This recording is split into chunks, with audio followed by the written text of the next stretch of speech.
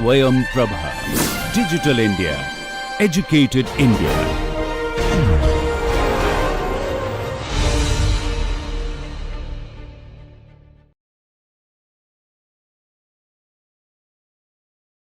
Hello and welcome. So in the first part of today's lecture, you went into the lab, and with the help of Naveen, Abhineet, you saw the demonstration of imaging of a macro scale object in the lab with the help of a DSLR camera and a lens combination. Now what we wanted to illustrate is the issue of imaging and how the lenses and the camera settings influence the images. Now you might recall that we had discussed the generic imaging in any system, where let's say I draw my object. I'm just going to make a stick shape here, and you have an optical system. Now the optical system can be various. It often consists of lenses. This optical system can consist of a lens. It can be a single lens, single thin lens. It could be a combination of different type of lenses. In the lab demonstration that you saw, it is a combination. All the three lenses are actually combination of different type of lenses that are put together. So it's a compound lens system, and you have the ability to control sometimes the focal length. For example, in the zoom lens, you have the ability to control the focal length of the lens by varying, let's say, by turning a knob in that case. Then you have a camera, right, or a recording or a sensor which records the images. So there's one more thing that here which will illustrate, which is the light falling on the object and the light being received by the optical system. So as an abstraction, I can say that this entire thing consists of an object which needs to be imaged, an optical system, a sensor, and some form of light and matter interaction.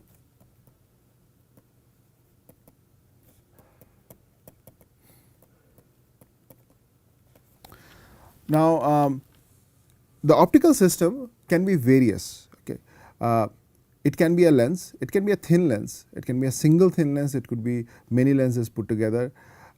It need not even be a lens all the time. For example, there are telescopes which use mirrors. Right? So the optical system here can be various, and it depends on the particular circumstance of the situation. The sensor here can be a camera that you are accustomed to, or it could be some other sensor as well. But usually here, most of the time, what we have is a camera of some sort.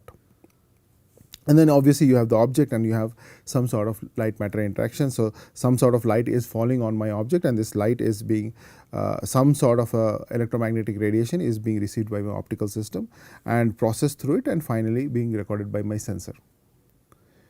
Now in the optical system that we have, you can have a various range of choices depending on the particular circumstance. In the lab today, we are going to look at macroscopic imaging using one of the most commonly used combinations, which is that of a DSLR camera and a lens that goes along with it. The big advantage of a DSLR camera is that it usually allows you to swap different type of lenses. So you can take a prime lens. Naveen is going to show you in the video. He has already shown you in the video a prime lens, or you can swap out and have a zoom lens instead. Right? So this gives you a significant advantage. You can also use different adapters and even have microscopic lenses attached onto a DSLR camera body. So it affords you a very strong ability to change between different setups. Now in an optical system, for example, in the DSLR lens and camera combination that we have shown you in the lab, the lens is such that the sensor or the camera body can be used to control some of the settings. So for example, if you wanted a different size of aperture, you can input the kind of aperture you want in the sensor electronics, and the system will correspondingly change it in the optical system. Now here I want to point out something, that although this is one of the most widely used systems for large scale imaging, it is not the only one. Here the lens and the camera body are put together. That need not always be the case. For example, in a microscope, in a regular commercial microscope, usually there will be a separate port for a camera and there will be a different port for the lens, and they will be separated by a large distance. So just because in this particular demonstration you are seeing a lens and a camera combination together, do not think that this is the only possible way. This is one of the ways, right. So in your own experiment, whatever the need be, you will have to adapt like that. Now one of the things we are going to show you, or we have shown you in the lab, is to change the f number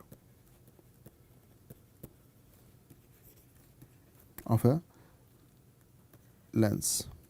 Okay. Now the f number is related to our aperture of a system.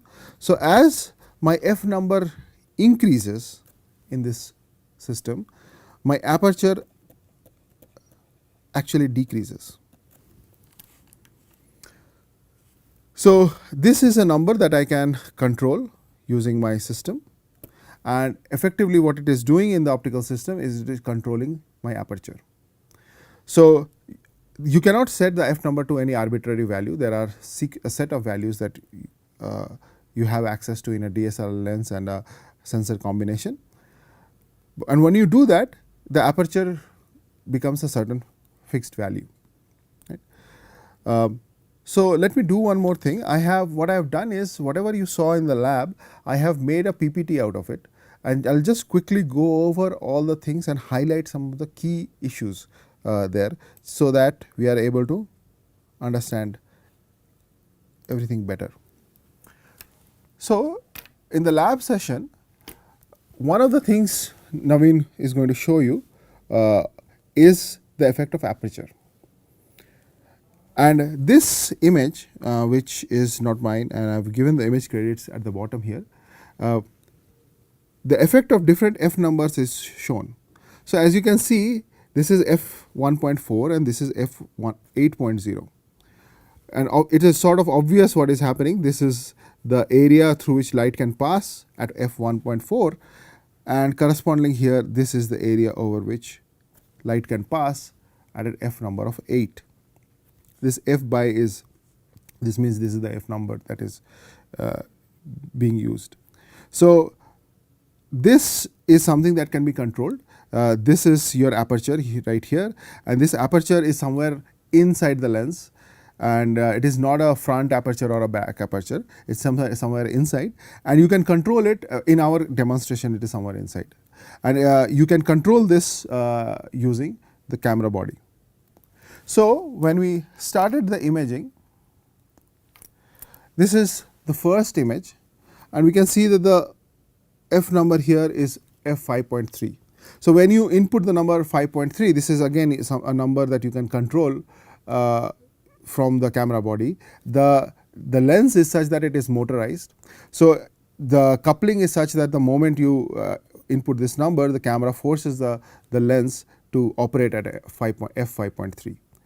And this is the image that you get, right. This is the object that was placed in front. You have this bright blue letters saying experiment that are visible, and in the back there is also some words, but you can see they are very hazy, they are not visible.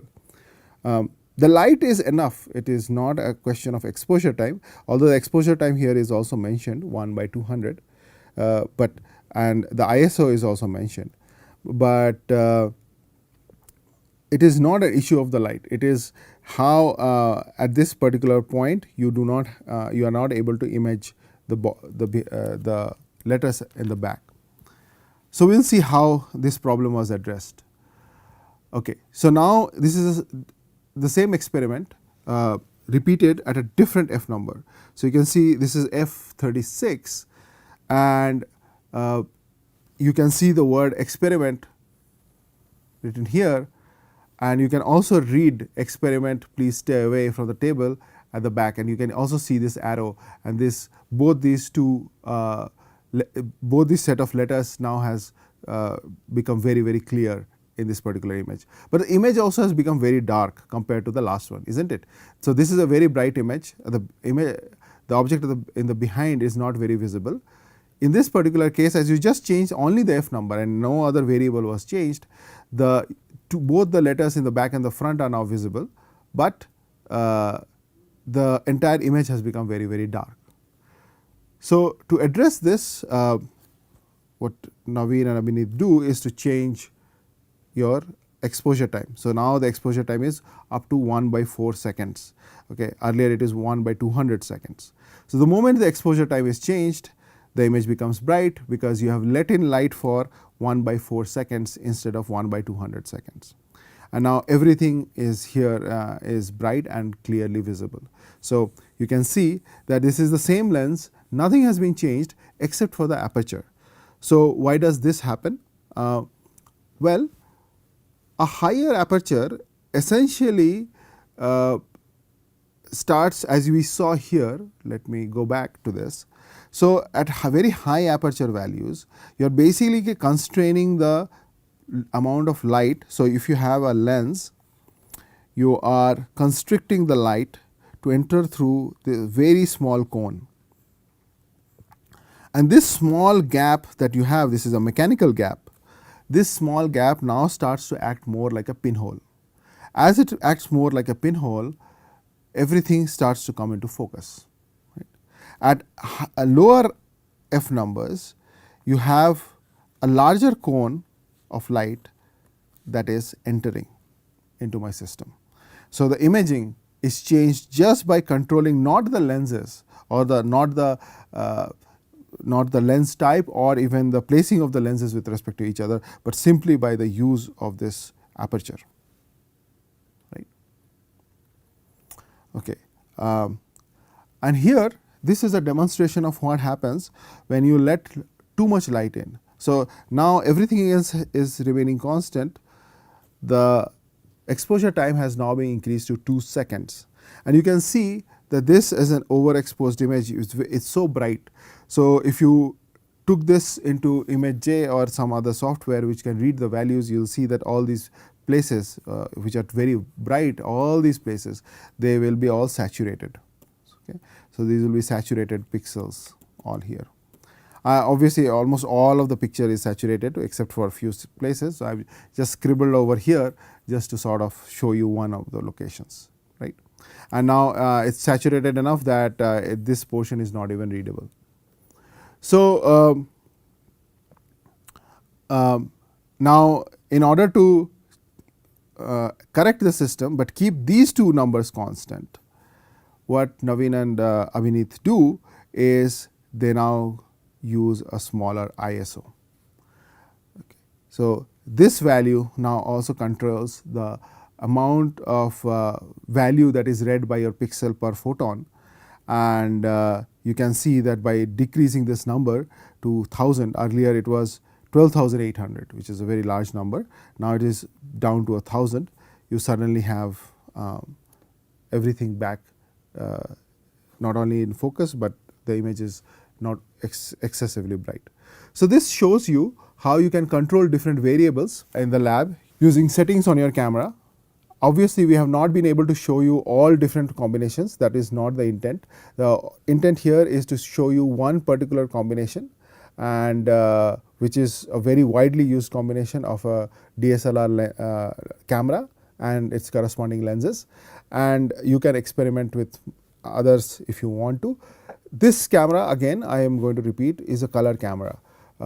This is often, I have mentioned it before, often scientific cameras are monochrome, where you might have to change the gain or etc. in a slightly different way. Okay. So I hope in this lab session you were able to get a feel of what happens in this optical system and how variation in this optical system causes a significant change in the image that is recorded by your sensor, right? And that was the purpose of this lab demonstration. So thank you very much, and I'll see you in the next class.